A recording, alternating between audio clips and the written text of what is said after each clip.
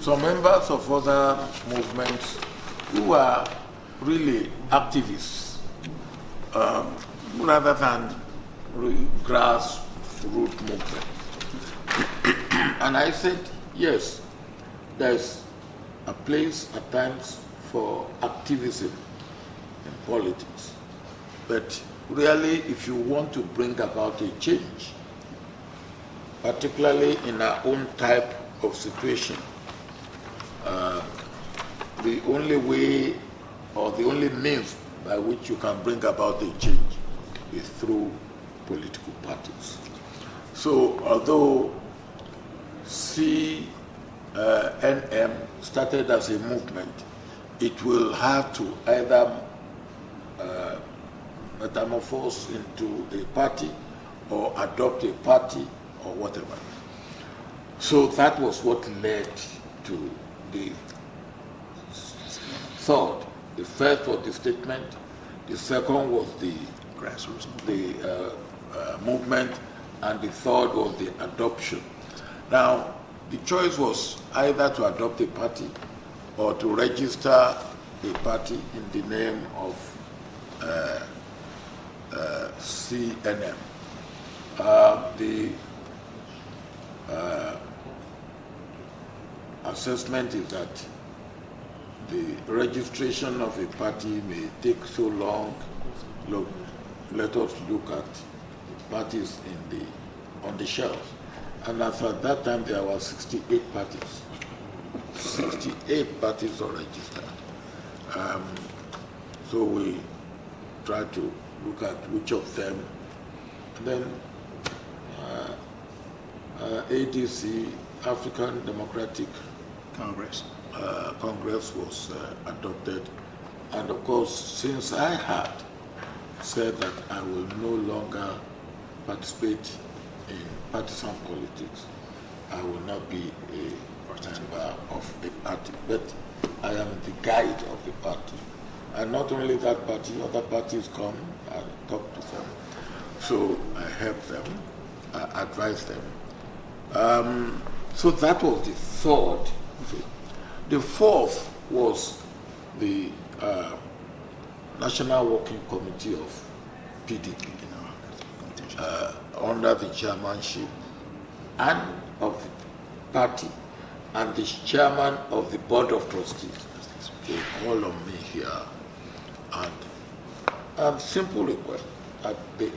They apologize for what the party had done to me in the past, and I said, well, we put that behind us. And then asked, please lead us. I said, well, I will not lead you as a party because you are here, but as far as Nigeria is concerned, if there's anything I can do or I can say, I will always do. That was the fourth. And those really, as you can see, they were logical steps that had led us to where we are now. You see, there are very many, the issue of Atiku has become very contentious and it has taken over the airwaves. Now, you have your credible reasons for forgiving him and for endorsing him, as I read your statement, which made a lot of sense. Now, one day you told me, in one of the last interviews I did with you, you told me, to know a person, you give him power. Or you give him money. Or you give him money. Yeah, or both. You see, in possession of absolute power, there's no question, that there is absolute corruption at the end of the day. Yeah. So that is one point I had in mind. And then one of my readers made a point saying, in the past, you have endorsed candidates, made them take over very critical positions in the interest of the nation. But at the end of the day, each and every one of them ended up disappointing you. So what makes you think that Atiku will not end up the same way? The point is this. Until somebody is in position of power, you never can be sure what he will do. That's right. Even if it's your son. And one thing is this, you must listen to what people say. Don't believe what they do say in politics. Believe what they do. And unless they are there you will not know what they will do. Atiku said one thing which is true. He said, 3 presidents have come after me. If he wins the election, he will be the 4th. And he will be the only one who has really been trained by me. Now, that is true.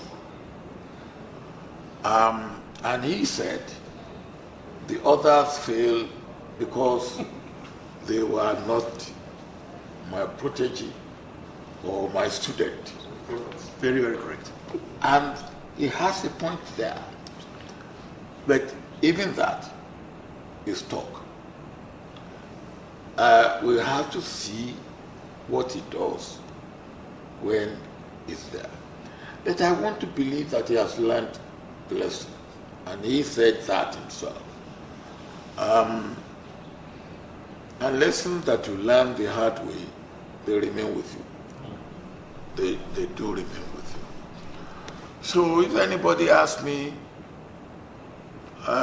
will I give 100% assurance that when Atiku gets there, he will do what will satisfy the people of Nigeria? I will say I will not give that assurance. I will say for now, I will take him on his words. He has shown remorse. He has asked for forgiveness. He has said that he has learned lessons, and he has given some of the lessons he has learned. And he has said, look, give me a chance and you will see that I will do better than others that have come before me. Then what else can I go for?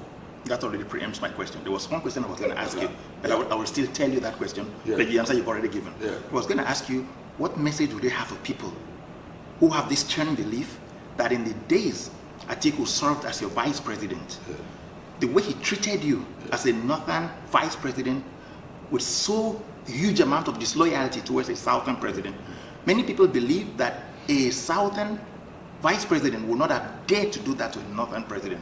And for that reason, they will never ever forgive this man, no matter what President Obasanjo says. So I was going to ask you what message would you give to them, but I think the message was already in your answer. I will give them the message that I have already given. Look, I am a believer, and I am not perfect. And one of the things that my own religion, my faith, teaches me is to pray to God for forgiveness of my own sins and inadequacies. And also to say, as I forgive others. And in the book of Matthew, chapter 5 in the Bible, it even says, if I do not forgive others, how can I ask my Father in heaven to forgive me? So I have to forgive others. And I would say that I would appeal to those people to say, look, if a man comes to you and he shows remorse and he says, look, forgive me, then what will you be your reason for not forgiving him or her? I was put in prison by Abacha. Abacha's child died. I wrote him a letter of condolence. The prison authorities couldn't believe. When Abacha himself died, I wrote the wife a letter of condolence. I forgive Abacha. And when I was there, I said, I forgive him, not because he knew not what he was doing. He knew what he was doing. He did it on purpose, that I forgive him. And I believe my coming out of prison and being vindicated by God and by the people of Nigeria is not because of my goodness or my good doing or my righteousness. It's because God recompensed me for whatever I might have lost or was sacrificed I might have made or what indignity I must have suffered. And I think one thing that we must believe in this world is forgiveness. Somebody was saying to me the other day, 4F, forgive, forget, and look forward for the future. Forgive, forget, Forward to the future. Forward to the future. For the future. And I said to him, no, man will be forgive, put it behind you, and look forward for future. That's correct. This next question is going to be a very contentious one, Baba. It's a very contentious one. It's very much a question from the opposite side of the camp. Now, they say everybody knows what Buhari has done wrong as a president. We knew the level of expectations we had of him when he was taking over power. We knew what he had done with the herdsmen thing, how clannish he became, and how artificial the fight against corruption was. But you stated once that you did not expect him to do much on the economy. No, he is not. That anybody who knows him knows that he doesn't understand the economy. So, but the question the opposite party is asking is, what actually did you expect him to have done in the economy in view of the burden and the problems he inherited from the preceding government? No. For instance, I went to him, for instance, on a number of occasions. Look, take when he took over, the rate of Naira to the dollar is still hovering around 200. All right? Right. Then it's now settled at about 350. So, 360. Okay. So the Naira has been devalued by about 70%. Now that is not just because of what he took over. That is because of what he has done or has failed to do. And I went to him on one occasion and I said to him, look, first of all, he said publicly that he will not devalue. That's correct, I remember that. All right. I ran to him and I said, the devaluation of the Naira is not really strictly your responsibility as such. It's the management of the economy, where the central bank has the major responsibility. Monetary policy. Okay. And the statement you have made is rather unfortunate, because the World Bank and the IMF will rub your face on the floor and make sure you devalue. They will. And I said, look, you should not have said that. Anybody who knows the international economic situation and all that will not do that. Now, when I was in government, I used to say to Charles Soludo, Charles, look, the World Bank and the IMF, never you say no to them. Because if you say no to them, they will make sure that we say yes, 3 times. But never you do their bidding. And he said he will write that in his book. Never you say no to them, but never you do their bidding. That is a very, very difficult thing to manage. Now, that is on that. That one you cannot say it is the issue of what he met or he did not meet. And then again, I went to him on one occasion and I said, look, the devaluation of the Naira is as a matter of confidence or lack of confidence in our economy and in our currency. And I remember when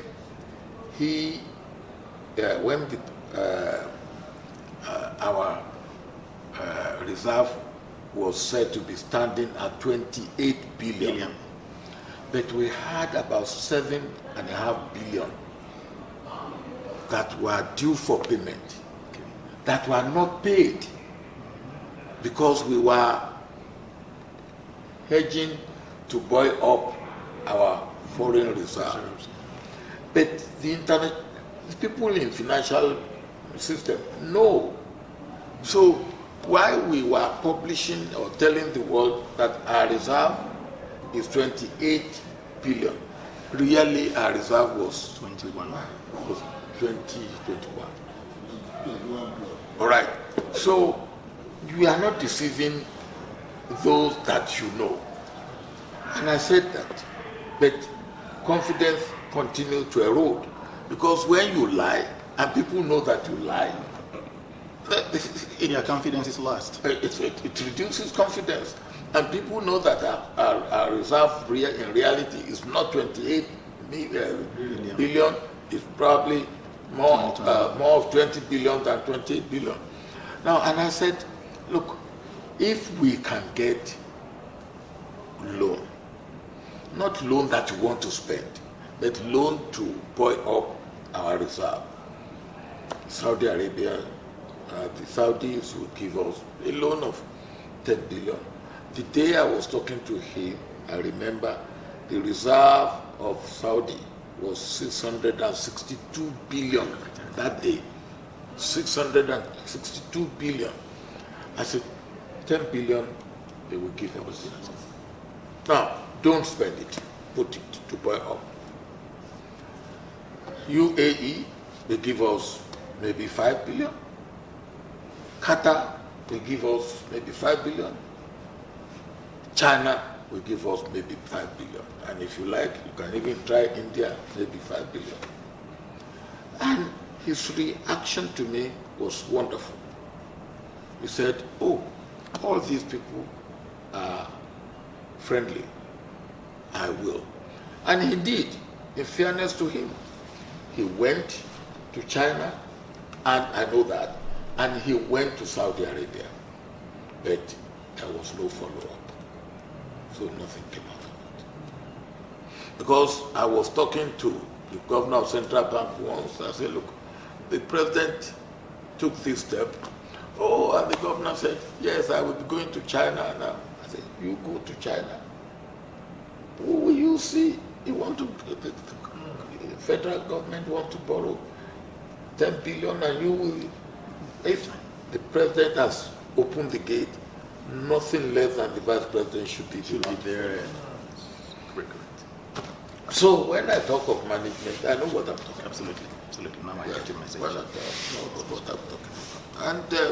And it's also the way certain things should have been done that are not done.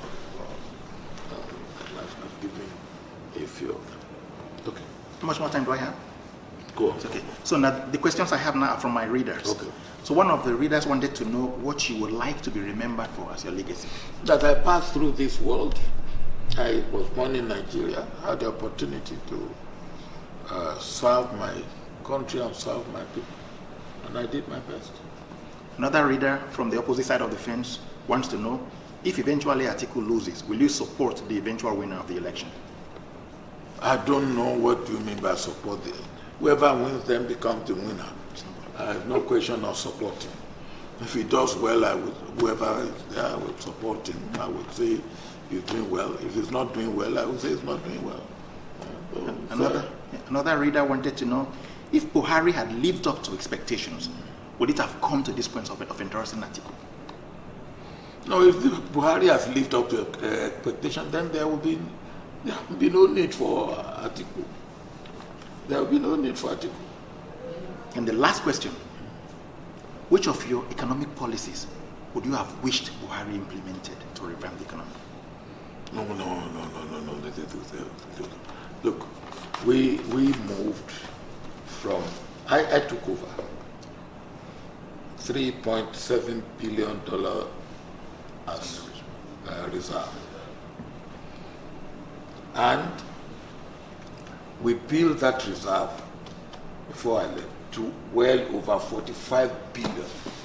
Yes, I remember that. And we had over 22 billion in what we call excess crude.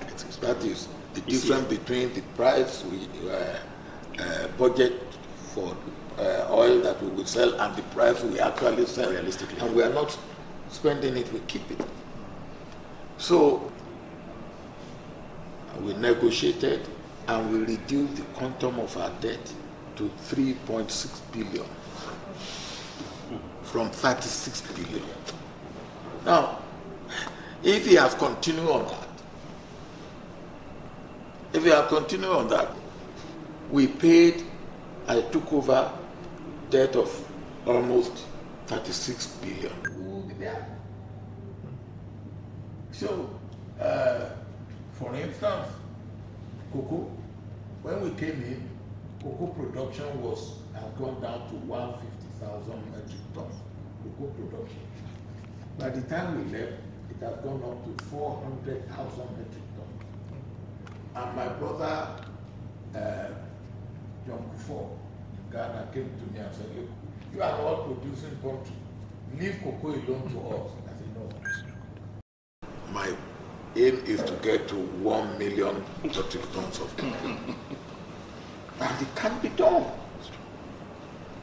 We were producing 30 million metric tons of cassava.